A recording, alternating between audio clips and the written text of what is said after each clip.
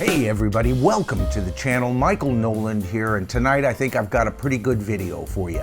Tonight I'm going to give my thoughts and my review of Led Zeppelin's very first album, Led Zeppelin. Led Zeppelin has landed. You know, in the past video where I reviewed Led Zeppelin's albums and gave them a ranking, if you recall, I ranked this album very high. You know, with the delivery of this album, and especially this album cover artwork, you almost knew you were in for something slightly different. Now, the album artwork is fantastic. It's iconic. I love it. One of these days we'll discuss album artwork in general, but in my opinion, this is one of the most iconic covers for a rock album ever. Now, I do have a correction to my video on my top favorite rock guitarists of all times and the solos that prove my point. When I got to Jimmy Page, I errantly named the song that I was trying to describe as Communication Breakdown. The song that I was actually describing was the very first track off this wonderful album. And that, of course, is Good Times, Bad Times, and right away we know this band is going to offer us something just slightly different. Opening the album with that bam bam, oh my goodness, I knew I was in for a treat. And this is the song and the solo that I was so impressed with that I talked about in my previous video, by the way. You know, back in the day, a friend tried to teach me this solo, and while the lesson was educational, I soon realized I wasn't going to be the next hot guitarist on the market. But it's not just Jimmy's technique, which is very impressive, by the way. It's the tones that he chooses for his guitars on this album that's very impressive, and the tone he uses here separates him from the band and makes its point right there, right then, on the very first cut. Now, it's on the next track. I do want to say something about Robert Plant's vocals here. On the recording, you can hear every lip smack, every gulp, every inhale of his voice. Now, with other bands later on, this is one of the very first things with a higher production value that they would mix out of a lead vocalist, and I think this is a mistake. When you listen to this tune, it's very intimate, isn't it? And how can it not be when you can hear him smack his lips in between each and every well-chosen line? Now, isn't it interesting here? Listen to the dynamics of this song. It actually develops, if you think about it, much like what they would do later on with the song Stairway to Heaven. It starts off, of course, as a ballad. It develops into a heavier production ballad, with the band finally culminating in this heavy, hard rock fashion. Second song, first album, and we have hints of greatness to come. Next up, of course, is the song You Shook Me. Now, for the last couple of weeks, I have been listening to this album, knowing I'd be putting out this video. And in re-listening to these songs, after not listening to the album for quite a while, I've got to tell you, I've heard things that I didn't quite hear before. And with this song, that's no exception here. I couldn't help but being impressed with the very drunken beat that this song is sung to. From the singer's point of view, something has happened with his relationship that has shaken him to the ground. But as the band's music indicates, this isn't a man who's taken it like a true champ. No, this is a man who is probably staggering out of a bar that he should have left hours ago. And within this same song, it's a good thing Led Zeppelin had their secret weapon. And of course, if you've seen any of my videos, you know that I think Led Zeppelin's secret weapon was John Paul Jones. And in this song, he does not disappoint, I can tell you. Here he supplies some of the most drunken smokehouse organ riffs I've heard in my life. And Robert Plant's voice is absolutely amazing on this song, especially when you consider he plays some mean-ass harp and can even manage a response to the harp's note with his voice. I know, not a brand new trick, but he did it so damn well. Now, it's interesting, Robert Plant later commented that out of probably the whole band, he was the one that was the most self-conscious. Actually, he had mentioned that both him and John Bonham were very self-conscious. You have to understand, they were still on the Rube circuit. They were in bands that were still trying to get their first big break. They were professional, they were good, they had something to say, but they just weren't on the level that, say, Jimmy Page and John Paul Jones was. Don't forget, Jimmy Page and John Paul Jones was half of what I would call Britain's answer to America's Wrecking Crew. Now, I want to do a video on the Wrecking Crew here upcoming, but if you're not familiar with the term Wrecking Crew, it refers to a group of up-and-coming studio musicians that were willing to break the rules, sound fresh, and they were the ones who were doing most of the session work for very big acts in the LA area. Brian Wilson used them all the time, but he wasn't the only one. Meanwhile, back in England, Jimmy Page and John Paul Jones, along with another guitar player and a drummer, were playing on sessions that resulted in them being on more records in England than even the Beatles were at that time. Now, with Robert Plant and John Bonham feeling a little uneasy, who would find it easier to find an ease? That, of course, would have been John Bonham, right?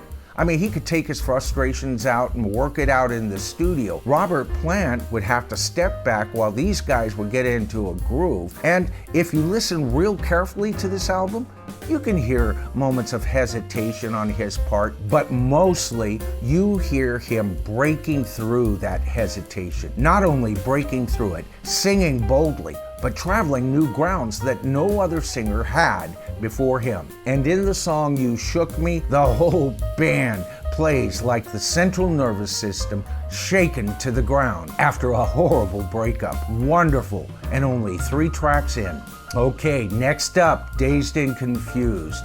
What can I say about this song? In this song, we hear a fully realized Robert Plant. But it's not just that. There's more of him and Jimmy interacting. Now, this is interesting. We already know to listen to the interactions between Jimmy and John Bonham in the band. We've also discussed how John Paul Jones was so great playing over that sound rather than him connecting directly to what John Bonham was playing. The interplay between his lead vocals and Jimmy's searing and well-matched, as far as tone goes, guitar just rips right to the center of your soul. And when he finally informs us that the soul of a woman was created below, the whole band takes us right to where that is, to hell itself, and it's here that the singer is in torment. The vocal interactions, the screaming of someone suffering, and flames literally represented by Jimmy Page's riffing. Now, just when you think you've figured out this band, right, comes the song, Your Time Is Gonna Come. Now, this song starts off with a very haunting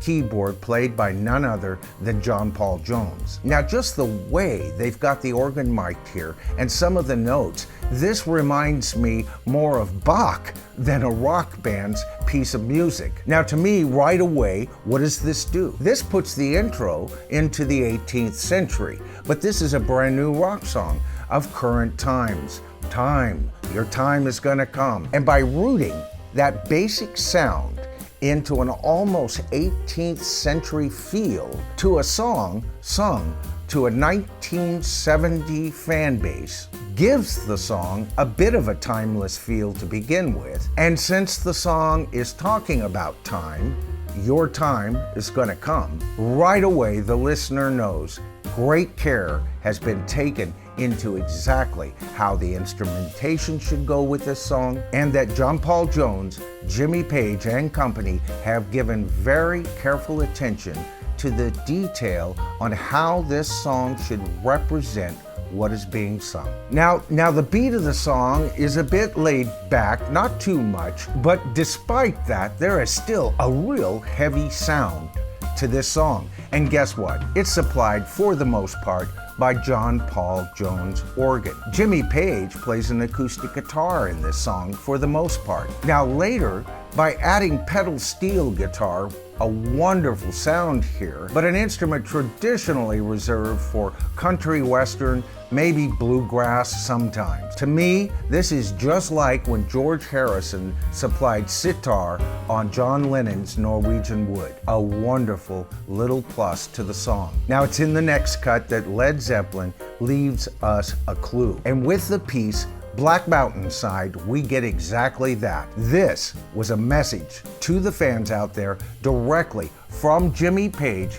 that he wasn't messing around and that he wasn't going to be pigeonholed, and neither would his new band. Now it's with the next track, Communication Breakdown, that we see kind of a subgenre within Led Zeppelin. And by that I mean you have Communication Breakdown, right? And you also have A Whole Lot of Love and later Immigrant Song. These three songs, in my head anyway, sound like a whole sub-style and a style that most bands would have spent an entire career exploring. But not so with Led Zeppelin, nor would they abandon this just to be different either. Now it's with the next track, I Can't Quit You Babe. Here we not only get more vocal explorations from Robert Plant as well as interplay with Jimmy Page, but this is an excellent song to remark on the sound of the drums and really the whole band, but specifically the drums on this album. And this is a perfect track to talk about them. Now, if you've watched any of my Beatle-related videos, you'll know that I'm a big fan of Jeff Emerick and some of the amazing miking techniques, and it was he that developed close miking techniques. By the time Led Zeppelin showed up in the studio to record their first album, it was now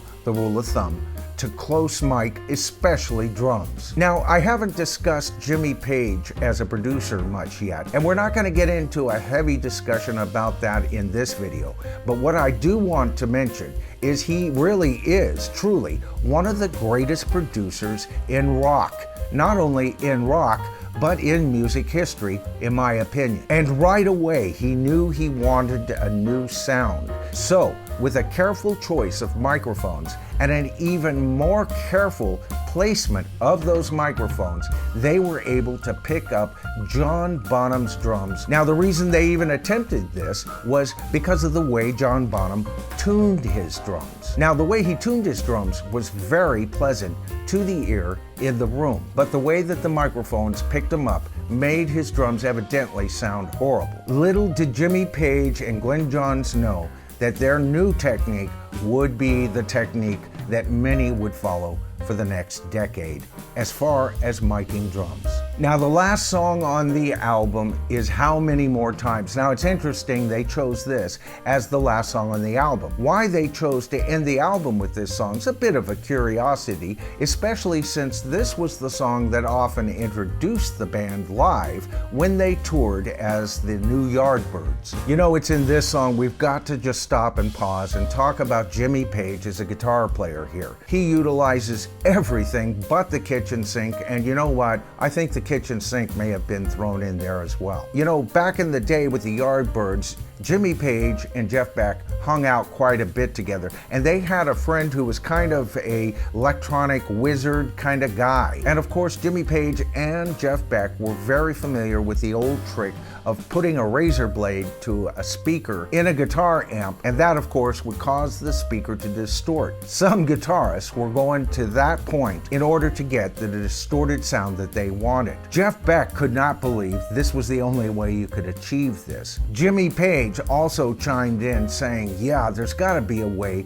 to get around this. Now, fuzz boxes were out by that point, there was no doubt, but both guitar players didn't like the way that it had no presence. It was through their friend working on an established fuzz box and adding electronics that would really highlight the mids and even highs. And it's through devices like these that Jimmy Page would take full advantage of. And you know, people talk about Jimmy Page taking a violin bow to his guitar as nothing more than a gimmick. And as far as I'm concerned, people who think that can keep that to themselves and put it right where the sun don't shine. He actually got the idea from David McCallum's father, David McCallum, the actor who played Ilya Kuryakin on the TV show Man from U.N.C.L.E. And it was his father talking with Jimmy Page where he said he didn't understand why someone hadn't at least tried that. Well, them's was fighting words for Jimmy for sure, and you just don't throw that kind of challenge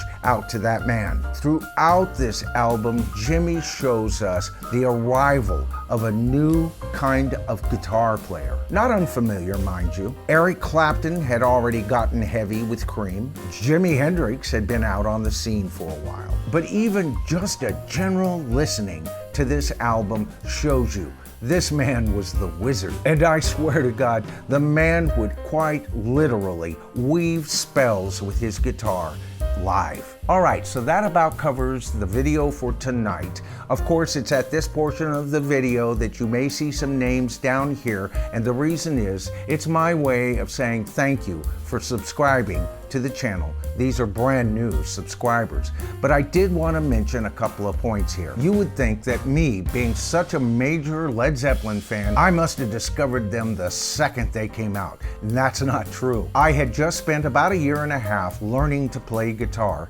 because I wanted to be just like the Beatles. And I remember a specific party in 1970. I was 15 years old, and Led Zeppelin's album was there, and it just drew me to it. But over the next couple of years, I constantly heard this album. I had just not gotten down to buying one of their albums. I even missed buying, although I enjoyed it at parties, Led Zeppelin 4, Zoso, or Four Symbols, depending on what you call that album. But when I heard Houses of the Holy, it was like that kind of band, if they grew up to be like the Beatles. It had a production value that none of their albums previously had. And if you ask me, that in production is the closest album that had that high-end Abbey Road gloss sound. And as I've told you before, for years I thought it was their best album. What I guess I'm trying to say here, guys, is don't be pigeonholed into a sound. Don't let people tell you who or what kind of music you want to listen to. Allow yourself to grow. And when you listen to new music, even music put out today,